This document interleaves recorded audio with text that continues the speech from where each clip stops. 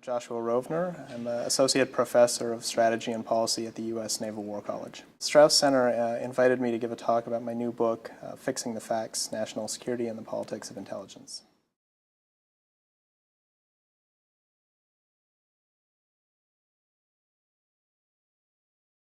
I think it's a mixed bag. In some senses, we've gotten much better at understanding the nature of the wars in both countries. We've worked very hard on thinking about new ways of collecting intelligence in two very difficult environments where there are overlapping wars and a lot of different groups involved in the fighting.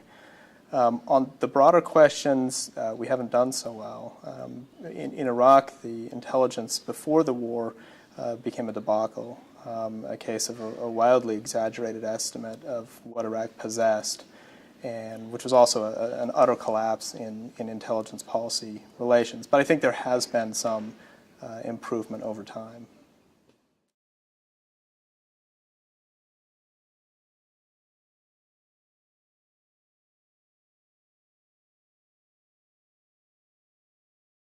There are some who argue that by streamlining intelligence, that good ideas can then percolate more easily throughout the community. And by having a more centralized system, if you have good reforms, they can be implemented more quickly. So to the extent that that happens, that would be good news. I just haven't seen evidence yet.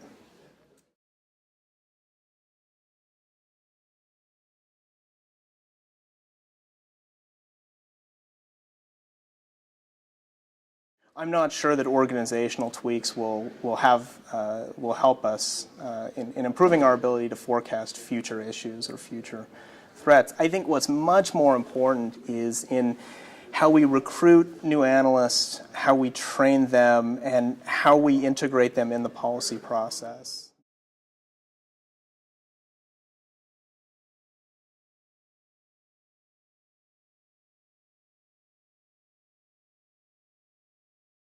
The issue of nuclear proliferation in South Asia is an enormously important issue. Having two hostile powers with nuclear weapons is something that the intelligence community really has to pay very close attention to, and figuring out how to provide effective intelligence analysis to U.S. policymakers who then might be able to act on it is a very, very difficult challenge.